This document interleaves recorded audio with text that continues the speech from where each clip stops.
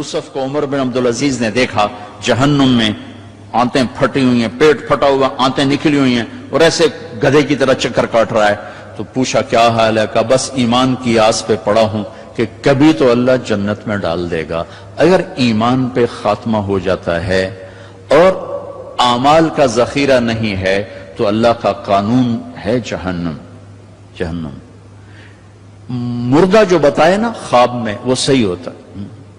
میرا ایک first cousin, جیسے ذمہ داروں کے بچے ہوتے ہیں، ساری زندگی غفلت میں گزار دی، جوانی میں مر گیا، بس وہ نمازیں اس نے پڑھی جو کبھی میں کھینچ کے مسجد میں لے گیا، یا پھر عید کی 2 نمازیں، اس کے علاوہ مجھے یاد نہیں۔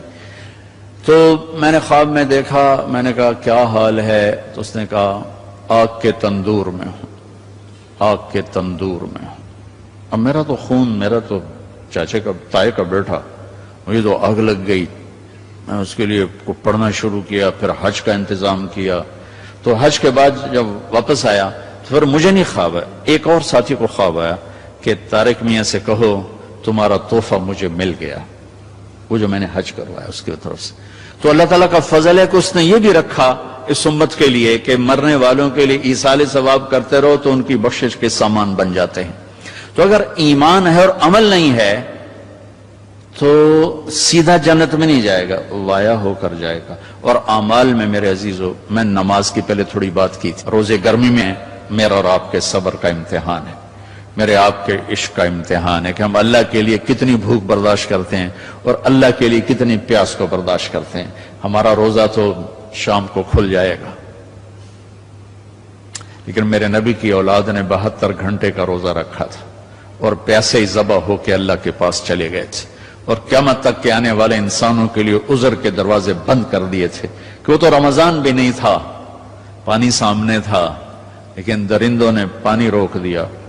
حسینی قافلے کی بات کر رہا ہوں، اور چھوٹے 2 سال کے معصوم بچے سے لے کر حسین عالی مقام تک سارے گھر گھرانے نے 72 گھنٹے نہ پانی کا قطرہ نہ روٹی کا لقمہ، اور اسی بھوک پیاس میں اللہ کی بارگاہ میں حاضر ہو گئے اور امت کو پیغام دے گئے، عاشق ہوں میں عشق کماں میں دل رکھیں وانگ پہاڑوں ہو، سہ سہ بدیاں ہزار علامیں کر جانے باغ بہاراں ہو، منصور جے چک سولی دیتے جڑے واقف کل اسراراں ہو، سجدیں سر چائیں نبا ہو توڑے کافر کہن ہزاراں ہو، عاشق سوئی حقیقی جڑا قتل معشوق دے مننے، سر نو جوڑے تے مکھ نہ موڑے پمیں 100 تلواراں کھنے، سچا عشق حسین علی دبا ہو سر دیتے تے راز نہ بھننے۔ یہ پیغام دے کر گئے۔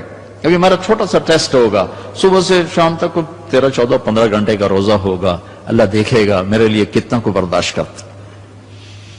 تو اللہ نے ہمیں اپنی بخشش اپنے خزانوں سے دلانے کے لیے نماز دی، روزہ دیا، زکوٰۃ دی، حج کے اعمال دیے۔ حج زندگی میں 1 دفعہ، زکوٰۃ سال میں 1 دفعہ، روزہ سال میں 1 مہینہ، اور نماز دن میں 5 دفعہ، دن میں 5 دفعہ۔ اور آپ نے فرمایا کہ میری آنکھوں کی ٹھنڈک نماز ہے، اور اللہ نے آسمان پہ بلا کے 50 نمازیں دی، 50۔ اللہ کو پتا ہے 5 دینی ہے، اللہ کو پتا ہے انہیں 5 نہیں پڑھنی ہے، 50 کی تو پڑھنی ہے، ٹھیک ہے، نہیں اللہ 50 دے رہا ہے۔ اور میرے نبی کا مقام رضا ہے، تسلیم ہے، میرے نبی نے نہیں عرض کی یا اللہ اب یہ 50 کیسے پڑھیں گے، کہ ٹھیک ہے میرے رب میں راضی ہوں، واپسی ہو گئی۔ جب اللہ میں نے یہ کہیں پڑھا نہیں واضح کر دوں، لہٰذا میری بات غلط بھی ہو سکتی ہے 100%، اور ٹھیک ہونے کا بھی امکان موجود ہے، کہ جب اللہ پاک نے دیکھا کہ میرا نبی تو تسلیم اور رضا پہ وہاں پہنچ گیا ہے کہ سوال ہی نہیں کیا کہ یا اللہ انہیں 50 کتوں پڑھنی ہے، تو انہوں نے موسیٰ علیہ السلام کو آگے کھڑا کر دیا، ہوگا۔ میں اس لیے کہتا ہوں کہ میرے پاس اس کا کوئی ثبوت نہیں، میرا اپنا ذاتی ایک ذوق۔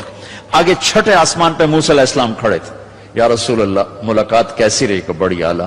کیا ہوا؟ کہ 50 نمازیں۔ ان کا توبہ تو کہیں پڑھنی ہی نہیں، واپس جاؤ تھوڑیاں کراؤ۔ اب یہ 6 آسمان، یہ 7واں، یہ سدرۃ المنتہا، یہ فاصلے کوئی نہیں جانتا اللہ کے سوا، بے شمار ہیں، لیکن یوں طے ہو رہے تھے، لیکن فاصلہ تو ہے۔ واپس گئے تو اللہ نے 5 گھٹا دی، 45 نہیں گھٹائیں۔ اچھا بھائی میرے حبیب 5 کم کر دیتے ہیں، آنا جانا 9 دفعہ واپس بھیجا، 9 5 45۔ واپس جائیں یا رسول اللہ، واپس جائیں یا رسول اللہ، واپس جائیں یا رسول اللہ، اور ہر دفعہ 5 5 5 5۔ پہلے 5 کیوں نہیں دی؟ اور واپس گئے تھے تو 45 کیوں کم نہیں کی؟ ہر دفعہ بلا رہے ہیں، بھیج رہے ہیں، بلا رہے ہیں، بھیج رہے ہیں، اچھا 5 5 5 5۔ صرف آپ کو نماز کی اہمیت بتانے کے لیے کہ کتنا عظیم عمل ہے۔ جب 5 رہ گئیں اور موسیٰ علیہ السلام پھر کھلوتے، جی اب کیا ہوا؟ کہا جی 5 رہ گئی ہیں۔ کہا نہیں واپس جائیں، کوئی نہیں پڑھیں گے۔ کہا نہیں اب میں گیا تو یہ بھی اڑ جائیں گی، پھر میری امت کا کیا بنے گا؟ مجھے شرم آتی۔ کہا یا رسول اللہ ایک بات بتاؤں کیا؟ میری امت پہ 2 نمازیں فرض تھی، بنی اسرائیل 2 نمازیں تھیں، فجر کی 2 رکعت اور عصر کی 2 رکعت، با جماعت نہیں، انفرادی، رکوع کوئی نہیں، قیام سجدہ، تلاوت کوئی نہیں، تسبیح۔ قرآن میں آتا ہے ورکعی مرعکین، حضرت مریم کو وہ ورکعی سے مراد رکوع نہیں، جھکنا مراد ہے کہ جھکو اللہ پاک کے سامنے۔ رکوع ہمیں ملا، نماز میں تلاوت ہمیں ملی، اللہ اکبر ہمیں ملا۔ کسی امت کو اللہ اکبر نہیں ملا، کسی امت کو رکوع نہیں ملا، کسی امت کو تلاوت نہیں ملی، وہ اپنی کتاب کے حافظ نہیں ہوتے تھے۔ ہم اپنی کتاب کے حافظ ہوتے ہیں۔ ہمارا بچے سے لے کر بوڑھا، مرد سے لے کر عورت جو یاد کرنا چاہے۔ میرا شاگرد میرے یہاں مدرسہ میں، اس نے 29 دن میں قرآن یاد کیا، صبح سپارہ یاد کرتا تھا اور رات کو تراویح میں سناتا تھا۔ وہ چھٹیاں ہو گئی، لڑکے چلے گئے، وہ امریکہ سے تھا تو وہ اس کا تو واپس جانے کا تھا نہیں، اور رمضان آ گیا، حافظ کا انتظام نہیں ہو سکا، تو انہوں نے کہا جی میں سناؤں گا۔ وہ فجر سے مغرب تک 1 پارہ یاد کرتا اور عشاء میں تراویح میں سنا دیتا تھا۔ 29 دن میں اس نے پورا قرآن سنا دیا۔ تو اللہ نے ہمارے لیے قرآن ایسا آسان، ابھی وہ امریکہ میں ماشاءاللہ مدرسہ، پہلی امت ہے اپنی کتاب کی حافظ نہیں ہوتی تھی، یہ امت قرآن کی حافظ۔ حضرت عثمان رضی اللہ تعالیٰ عنہ حرم شریف میں داخل ہوئے اور اللہ اکبر کر کے نماز کی نیت باندھی اور سورہ بقرہ شروع کی۔ عبد الرحمن تیمی پاس بیٹھے تھے، وہ کہنے لگے بھلا دیکھو رکوع کہاں کرتے ہیں؟ تو بقرہ سے جو چلے الف لام میم ذالک الکتاب، تو والناس پہ جا کے رکوع کیا، 1 رکعت میں سارا قرآن پڑھ دیا۔ یہ میرے رب نے ہمیں نماز کا حسن دیا ہے، نماز کی خوبصورتی دی ہے۔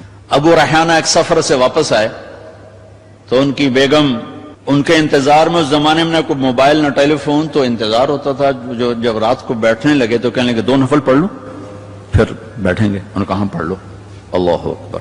جو شروع ہوئے چلتے چلتے چلتے چلتے فجر کی اذان پہ جا کے 2 نفل ختم ہوئے۔ تو کہنے لگے ابو ریحانہ اما لنا من کا نصیب، میرا کوئی حق نہیں تھا؟ کہنے لگے مجھے معاف کرنا، میں بالکل بھول گیا، مجھے یاد ہی نہیں رہا۔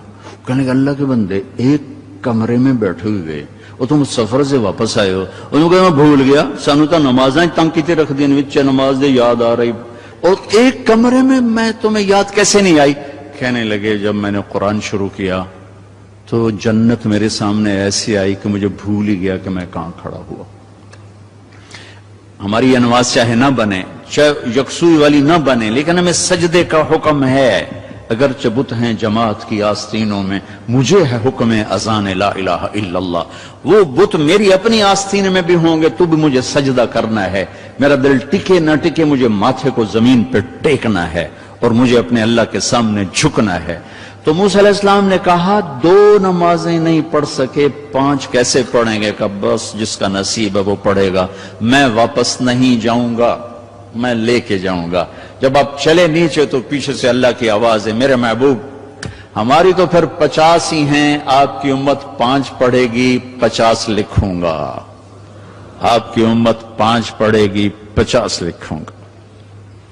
تو ہمیں اللہ نے کتنے ہمارے لیے رحم و کرم کا دروازہ کھولا کہ ایک ہمیں نماز جیسی دولت دی، پھر اس کو باجماعت مسجد کے ساتھ جوڑا، مسجد کی دوڑ لگانے کو کہا، ایک نماز سے دوسری نماز کے درمیان گناہوں کی معافی کا اعلان کیا، ایک جمعے سے دوسرے جمعے کے درمیان گناہوں کی معافی کا اعلان کیا، فجر سے ظہر تک کے درمیان جو کچھ ہوا ظہر پڑھی اللہ نے معاف فرما دیا، عصر کے تک جو کچھ ہوا عصر پڑھی اللہ نے معاف فرما دیا، مغرب پڑھی معاف، عشاء با جماعت پڑھ کے سو جاؤ، فجر مسجد میں جا کے پڑھو، ساری رات تہجد لکھی جائے گی۔ ایک آدمی تہجد نہیں پڑھ سکتا، کمزور ہے، عشاء با جماعت پڑھ لے، فجر با جماعت پڑھ لے تو ساری رات تہجد میں لکھی جائے گی، ساری رات اس کی عبادت میں لکھی جائے گی۔